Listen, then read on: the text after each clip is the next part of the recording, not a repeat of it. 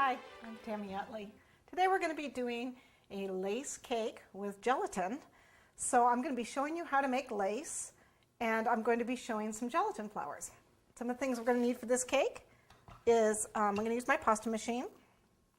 I'm going to use some sort of clay. I have some Fimo clay here, but I'm actually going to be using modeling clay or chocolate clay or chocolate plastique, chocolate leather, edible clay. This is a non-toxic clay.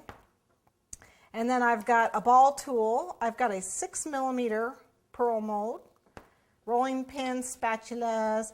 I have this is a 26 gauge wire. This happens to be lavender because I'm doing a hydrangea out of gelatin. So I have a lavender wire. You can use blue. It depends on the color of your hydrangea or what flower you want to do. I have some measuring spoons. I have a punch. This is a heart punch, and I'm not sure of the size. It's about 3/8 of an inch. 1, 2, 3, 3/8 of an inch heart. So it's a small heart. If you wanted to use round or another shape, by all means. Wire cutters. You're going to need some unflavored gelatin. You're going to need a tablespoon. Okay, and a pizza cutter. I have some super pearl. Whoops. Some violet luster dust and sapphire luster dust, some shortening, and some cornstarch. You'll need some sort of acetate sheet or something that is a plastic sheet. Page protector will work really well.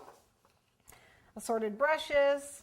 I have my amazing putty, and then this is my modeling chocolate. We're going to be using electric pink gel and some stamens. Now these are the normal stamens that you find in the cake stores and stuff. This just happened to be what I picked up in the wedding section. I think they're supposed to be used with like bouquets or something with the wedding cake, with the wedding flowers is where they were. But I'm going to clip them off and use these centers as the stamens for my flowers because they're the size I wanted.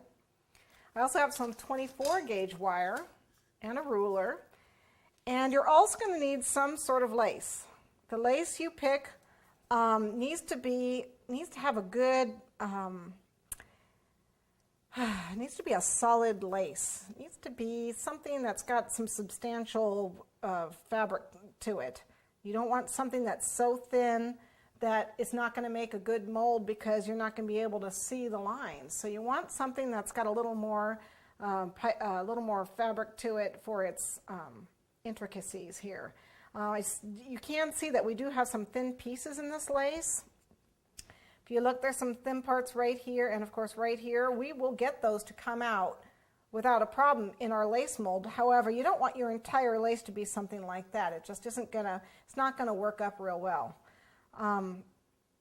Let's see, I got the pasta machine. I think that's just about it. If there's something else, I guess I'll have to let you know as we go.